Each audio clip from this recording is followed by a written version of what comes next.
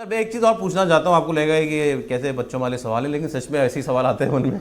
तो हमने border picture सबने देखी है, नहीं तो एलओसी कारगिल वाली पिक्चर देखी होगी, तो उसमें तो ऐसा दिखाते हैं कि बस चलता ही जा रहा है, मतलब आप यहाँ से भी गोलियाँ चले ही जा रही हैं, तोपें चले ही जा रही हैं और वहाँ से भी चले ही जा रहा है।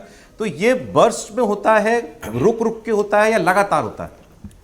ये जनरली दोनों तरीके से हो सकता है। अच्छा। जैसे कि उदाहरण के तौर पे जब हमने 7 मई को सुबह फायर खोला, तो इससे पहले कि हमारा जो फायर का एक मिशन था वो ख़त्म होता, तो पाकिस्तान ने जवाबी फायर हमारे ऊपर शुरू कर दिया। अब हम वहीं डटे रहे, तो हमारी तरफ से भी बराबर फायर जा रहा है और उनकी तरफ से भी फायर आ रहा है। हमने अपने आप को बचाना भी है, यह भी देखना है कि हमारे ऊपर कोई कारगर फायर नहीं आ जाए। उस फायर आ जाएगा तो बचना भी है, मिशन को भी कंटिन्यू रखना है, और ये भी दिमाग में रखना है कि कोई फिदायन अटैक या ऐसा कोई टेररिस्ट अटैक ना आ जाए। तो लगातार सिचुएशन इंटेंस ही रहती है। ये भी खतरा रहता है?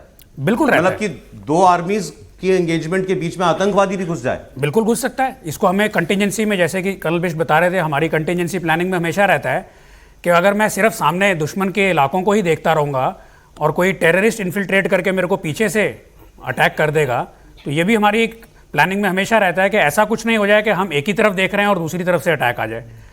तो ये इंटेंस जो है, फायर लगातार नहीं होता है, फायर बीच बीच में होता है, हम अपने मिशन करते हैं, वो अपने मिशन करते हैं, बट जो इंटेंसिटी ऑपरेशंस की है वो लगातार बरकरार रहती है। आप अपना गार्ड डाउन नहीं कर सकते, आपको लगातार एक बहुत ही सक्रिय स्टेट में रहना पड़ता है काफी लंबे समय तक, घंटों। नायब सूबेदार रत्नेश्वर घोष जी युद्ध सेवा मेडल से सम्मानित किए गए। ये तो आपने सबने टीवी पे देखा होगा, वो कोई वीडियो गेम जैसा लगता है टीवी पे, हाँ, या कोई एआई वीडियो जैसा, लाइटें चमक रही हैं आसमान में और एक साथ दर्जनों ड्रोन आ रहे हैं, दर्जनों लाइटें आ रही हैं। तो आपने देखा ना टीवी पे वो। अब उस वक्त हम भी हैरान, क्योंकि खबर ही आती थी कोई नुकसान नहीं हुआ, इतने ड्रोन आए, इतने मार दिए, होता कैसे है और एक वक्त में कितने ड्रोन एक जगह पर आते हैं? हमें तो वो दर्जनों दिख रहे थे आसमानों में तैरते हुए। साहब के पास जो है गन थी और आपका टास्क था उन्हीं को डिस्ट्रॉय करना। जरा बताइए कैसे होता है? जय हिंद। सबसे पहले बात है मैं आर्मी एयर डिफेंस रेजिमेंट का हूं, और हमारे आर्मी एयर डिफेंस रेजिमेंट का जो एक मोटो होता है, मोटो ये है, आकाशीय शत्रु न झी। आकाश के कोई भी शत्रु जो देश के खिलाफ आ रहा हो, हम किसी को किसी भी हालत में उनके जो जिस वजह से आ रहा है हम वो करने नहीं देंगे, किसी भी वजह। मेरे पास या आर्मी एयर डिफेंस के पास गन है, रडार है, और लेटेस्ट एक टेक्नोलॉजी है जो मेक इन इंडिया के तहत आकाश तीर, बहुत नाम सुना, जो रियल टाइम पिक्चर आपको दिखा देता है, चाहे कितना भी दूर जो भी एरियल टारगेट है उसका रियल टाइम पिक्चर आपको दिखा देता है। कुछ जहाज हो, मिसाइल हो, ड्रोन हो, कुछ भी। Yes, okay. उसके बाद जो अभी आता उस बात पे 7 तारीख और 8 तारीख रात को हमारे को जो मैसेज मिला था आकाश तीर द्वारा कि कुछ एरियल टारगेट, एनिमी के एरियल टारगेट अटैक होने वाला है, तो ये हमारे को बहुत पहले सूचना मिल गई थी ये चीज़। और दूसरी बात ये कि हमारे जो एडी में ये होता है कि आप टारगेट चुन नहीं सकते, आपको टारगेट अचानक आएगा आपके पास और विदिन सेकंड के अंदर आएगा, क्योंकि एक एयरक्राफ्ट का या मिसाइल का स्पीड बहुत ज़्यादा होता है। तो आपको उसी हिसाब से अपने आपको भी तैयार करना है। आपने इक्विपमेंट तो है आपके पास, लेकिन इक्विपमेंट के साथ आपको भी तैयार करना है, आप ट्रेनिंग उतना अच्छा होना चाहिए।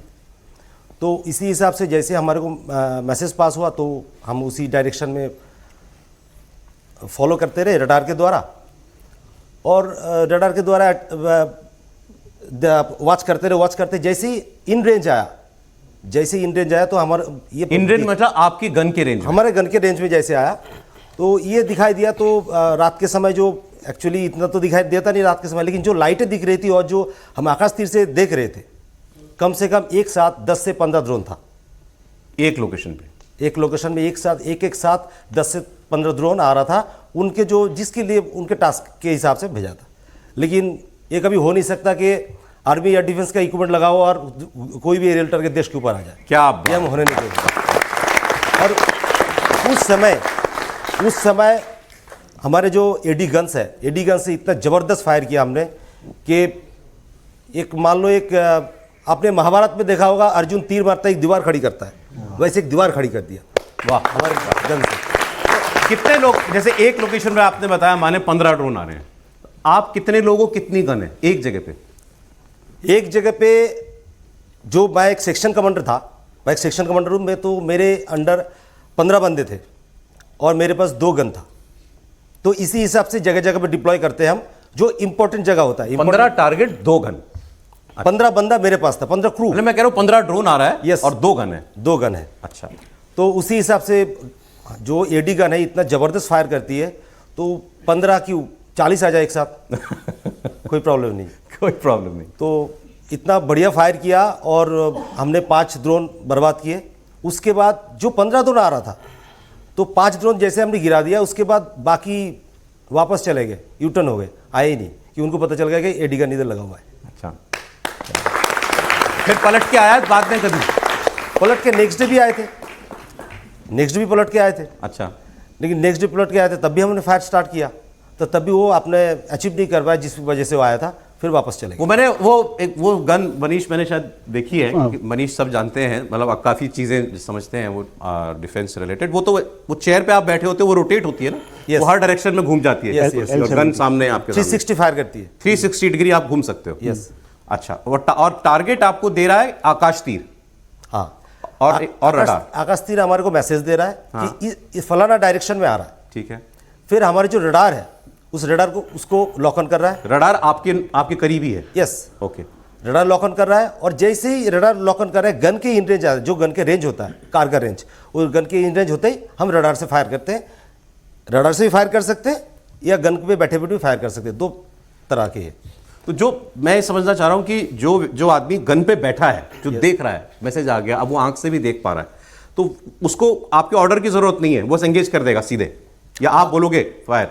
एंगेज कर देगा, वो एंगेज करके रेडी रहेगा। जब तक मेरे को मैसेज नहीं देगा कि मैं एंगेज कर दिया, उसके बाद मैं बताऊंगा कि फायर करो, क्योंकि हम एम्यूनिशन बर्बाद नहीं कर सकते, ना करते हैं।